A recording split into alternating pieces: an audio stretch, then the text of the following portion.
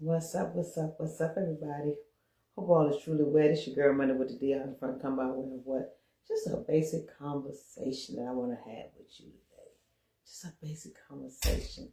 And I was doing it early and I realized that my thing wasn't even recording. It didn't even share or nothing. I was like, that was some good word. But let me ask you a question. And I want your feedback and your honest opinion when you go back to it. How many of you understand, when you're talking about wellness and you're talking about the things that you have grown up to be from your ancestors, your grandmothers and your grandfathers and the life they lived with your parents and things like that. When you looked at the wellness of people that was around you, you look at the people that was around you when you were growing up and you looked at the grandmas and the grandpas and you saw the things that they were doing, right? And you grow up and not thinking that one day that you would have to carry on that legacy that they worked so hard towards. This is your girl Romunda with the D on front coming by way of this is a pause check conversation. Pause check is my podcast that I do also. And this is a conversation based on where did you ever see yourself in this day and time? From you setting your goals, seeing a vision. Somebody may have prophesied to you. Somebody may have spoken life over you. You may have dreamed and imagined and seen yourself. Since you see people that have these vision boards, like, where do you see your vision? Where did you see your vision? And did you ever see that you would see yourself getting to where you are and where you at to this day? The reason why I asked that question is because I feel as though it's very important that we recognize the vision that God has for us. The vision that God has for us.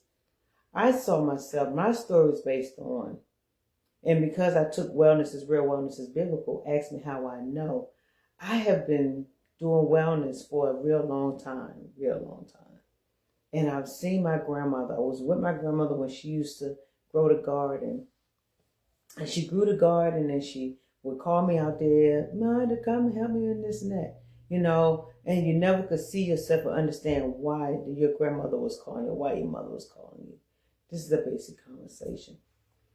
And so when your grandmother calling you, you out here doing the work in the yard with her, and you sitting in the yard and you eating up the garden. And where do you ever imagine seeing yourself at in a place of time in your life that you are where you are today because of the work that your ancestors or your mothers and your grandmothers have put in and your fathers put in but the ancestors that you never got a chance to see what they've done. But guess what? The work is being shown now today. Like for me, for an example, when I was just saying about my grandmother, I only knew my grandmother from my mom, right? And I saw the things how she was. She would drink hot water. So I thought hot water was cool. And I still drink hot water to this day. She would read her Bible. Now I got one out of two, right? I read it. She was reading every day she had on her lap. But I read mine, I still read mine, but she was like loyalty to reading. I'm not as loyal to reading as she was. But the hot water, I still do to this day. But not knowing that the example that you were shown wasn't going to be the example that you would have to be talking about today in your life. Do you see yourself, or did I see myself, or did you see yourself thinking that what your ancestors were doing and going through, that you might be living the life that they had into your life today? Like I said, my grandma was a gardener. She was showing me and had me in that grass and ground for a reason. The ancestors do you feel like the ancestors had already chosen you for your assignment, or do you feel like you chosen you for your assignments? Because I'm thinking like me doing wellness, it's like You couldn't ask for nothing else better, a choice to life to live. Mainly when you start understanding what wellness is all about. I'm not going to be on here long. I just want to be here because it's a story that goes along with this. And it's an everyday thing that I think we have to focus on. Like, wellness is real, wellness is biblical. And I always say, ask me how I know, because when you're looking at what the word talks about, as my background as a health minister, as a woman of God, as a educator, specialized in gut health, when I had to get into wellness, I was like, what is wellness about? What is wellness about? What does that really look like? What does it mean? You know, so got into it, I guess, through being chosen to carry on that legacy. To carry on that legacy, y'all. And so, do you feel in your life you've been chosen to carry on a legacy? I feel like I have been. Because it's like, how did I get to this point that it's the most passionate thing for me? It's the most lovingest thing for me. It's the most caringest thing for me. And I so wholeheartedly love what I do. It just made me more hungry to know what I do, to learn, to educate people as much as I have. I was telling you earlier, which it didn't go through. That was a good conversation too I was having with you all. And I was sitting here saying that I've been talking about wellness, oh my God, before I even knew what wellness was all about. I was talking about wellness and being introduced to wellness before I knew that I was going to be speaking and talking and educating people to this day. But when I was doing it, really wasn't about, I was invited places before I even knew that I'll be doing wellness like I am doing it now. I was invited to go to churches, to different little churches. They'd come and bring me in. I was under my man, Pastor Gaster, who was doing health and wellness, who really brought me into the arena of it even more because he saw my hunger for it. And I was like, oh man, it's like, you hungry for that knowledge. And then he would bring me around certain people that I was introduced to that was into wellness. And the more I was learning, and knew my growing up, I was like, God, what is your will for me in this? Because apparently I'm hungry for it and I want more of it. What is the will for me for this, God? Tell me. And so as I started growing up and learning more about the wellness culture and the wellness world and what it was like and reading it in the scriptures and then had my own experience of going through a heat stroke. When I had that heat stroke, that is really when I think God really, really ministered to me that this was my calling. Because sometimes you got to be a product of the message. So in being a product of that message, it allowed me to understand that this is borrowed. This temple is only borrowed. It's what you do at the temple when you have it. And when I went through that process of being in our hospital from the 13th to the 21st, having a heat stroke, my left side was short on my right side. They did a spinal tap. It's 3 times on my spine. They damaged my nervous system. And they did a spinal tap. And the only thing you can do is just lay there. He did 3 times and missed 3 times. And the only thing you can do is lay there and just listen to what God says he wants you to listen to. It's like I had to listen. I had to lay there and I was praying and I was asking God, what is my assignment? What am I supposed to be doing with this? How do I supposed to go out with this? And prior to that, during that time,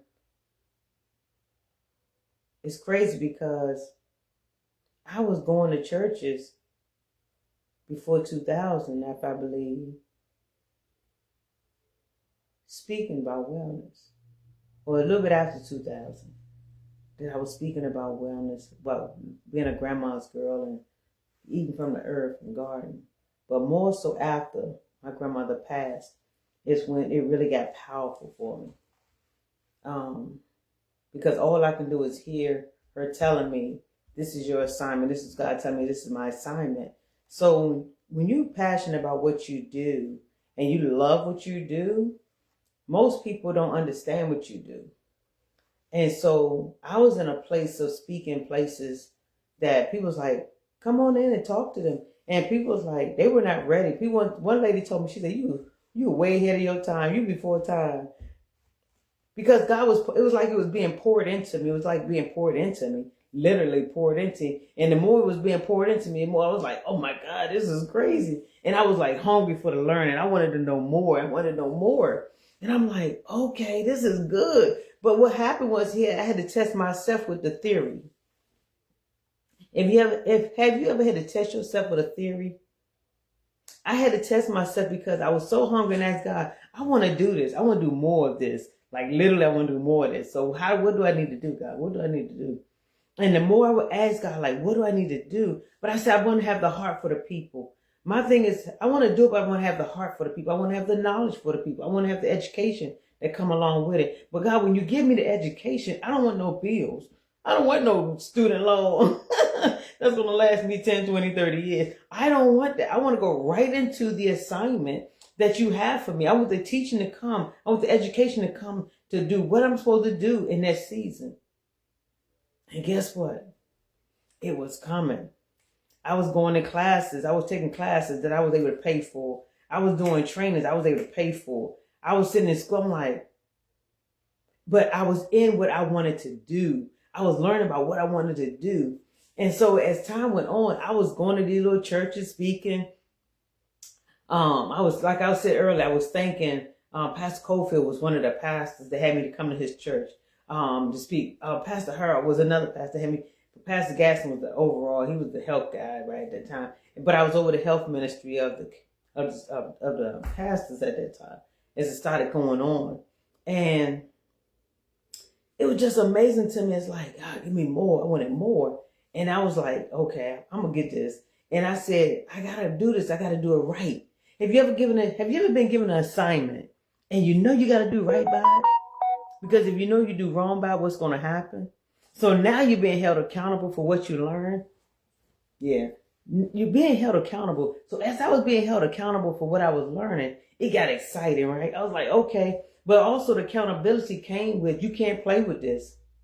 This is not a toy. It's not a game. It's enough people out there that plays with people's health. It's enough people that plays with people's mindset. You cannot be that vessel. And I was like, I don't want to be that vessel because I have a daughter. I think Ariel might have been by that time. When I had the heat stroke, she was like 5 or 6. So I had a responsibility as a single mom. But I refused to let that be a curse to my child because of the ignorance. So when I got into doing wellness, I had to make sure that was my calling that God has given me, because everything that was coming with it, the enemy was trying to take away. But I had to keep walking forward in that delight of, this is what I'm supposed to be doing. So when I had that heat stroke, I had to be obedient to, I told the doctor, don't give me no shots. You know, they be like to sneak stuff on you and stuff, put all this stuff in you. And I was like, don't, because my body's not used to that. I don't want that. And so I